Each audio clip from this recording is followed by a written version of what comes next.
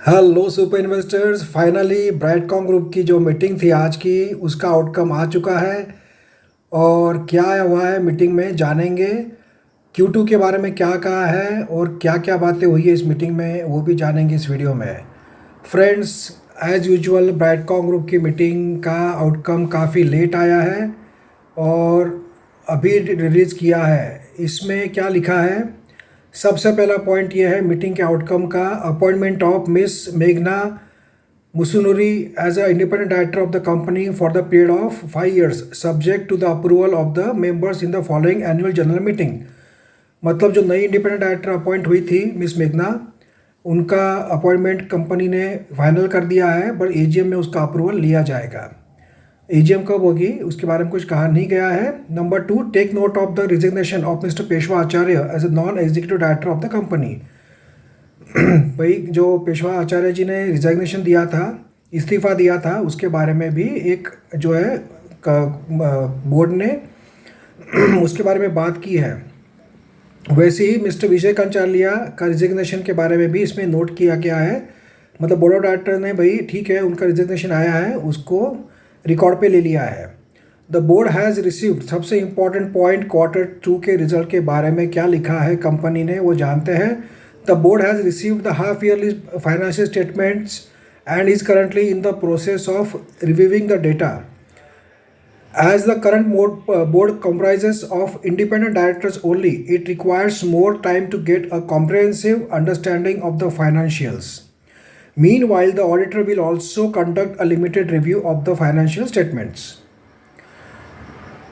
Fourth number point जो है उसमें ये लिखा गया है कि आज भी Q2 के रिजल्ट डिक्लेयर नहीं होंगे। क्यों नहीं होंगे?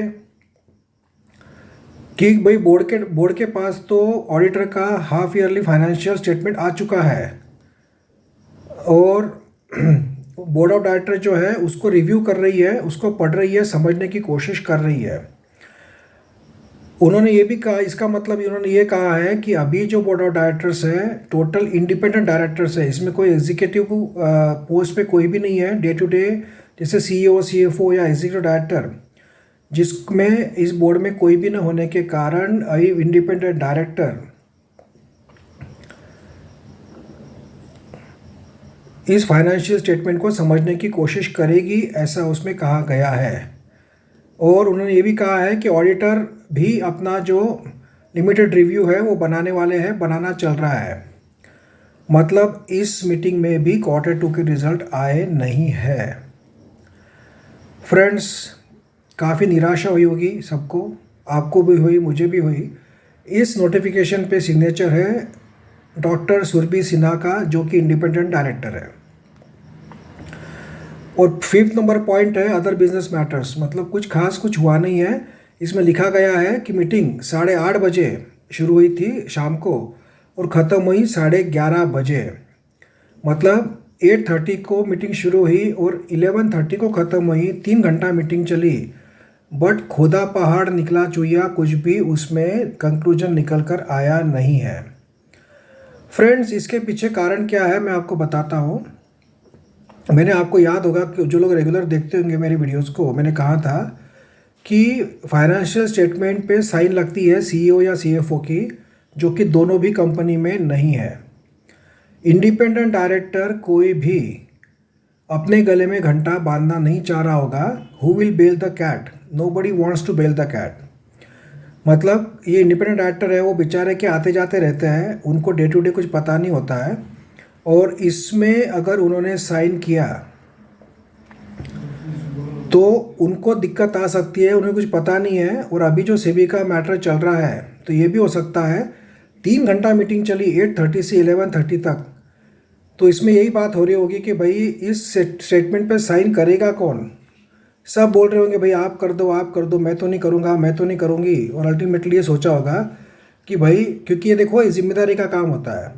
आप इसमें एज ए डायरेक्टर साइन कर रहे हो, as a special case independent director बोल के भी साइन कर देते हो फाइनेंशियल स्टेटमेंट में।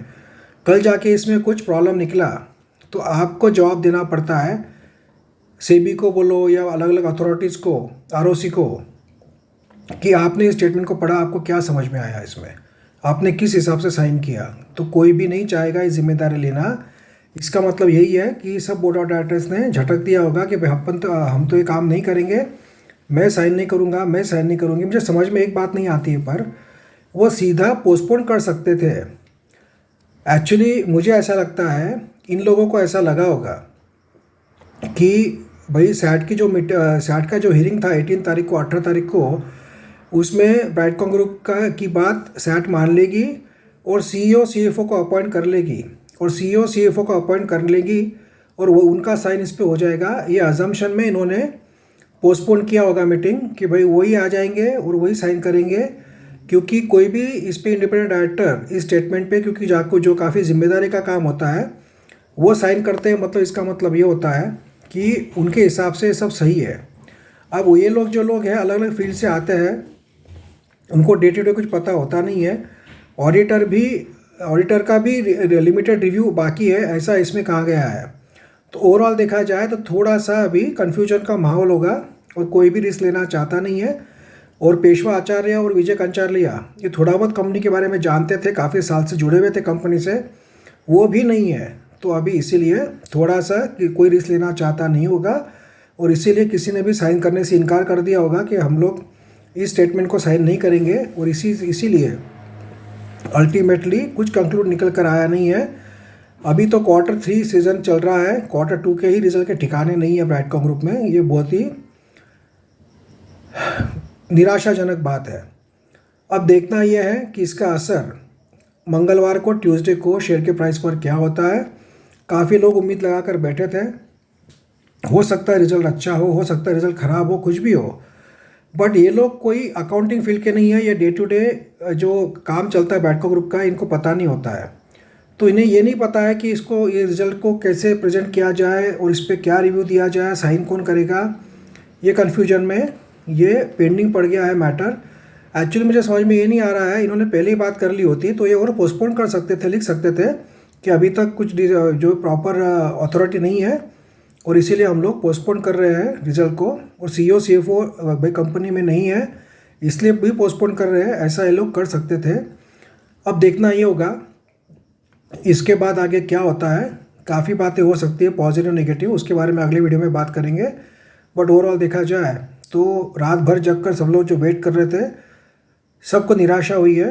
इन शॉर्ट Q2 का रिजल्ट नहीं आया है, तो हमें वेट करना होगा और देखना होगा कि आगे बोर्ड ऑफ डायरेक्टर्स Q2 के रिजल्ट के बारे में क्या नोटिफिकेशन जारी करता है, अगली डेट देते हैं या इसके बारे में क्या डिसीजन लेते हैं, और इसका शेयर के प्राइस पर मंगलवार को क्या असर होता है, ये काफ़ी इम्पॉर्टेंट होगा देखने के लिए। Thank you friends, good night and happy Ram मंदिर प्रतिष्ठा जो कल हो रहा है फंक्शन, उसके लिए सभी को शुभकामनाएं, और आशा करते हैं कि देश का भविष्य उज्जवल हो और ये जो राम मंदिर बन रहा है उनका आशीर्वाद सब पे बना रहे और सब लोग मिलकर खुशहाली से रहे, सभी कम्युनिटी और देश की हमारी उन्नति ऐसे ही होती रहे। Thank you friends.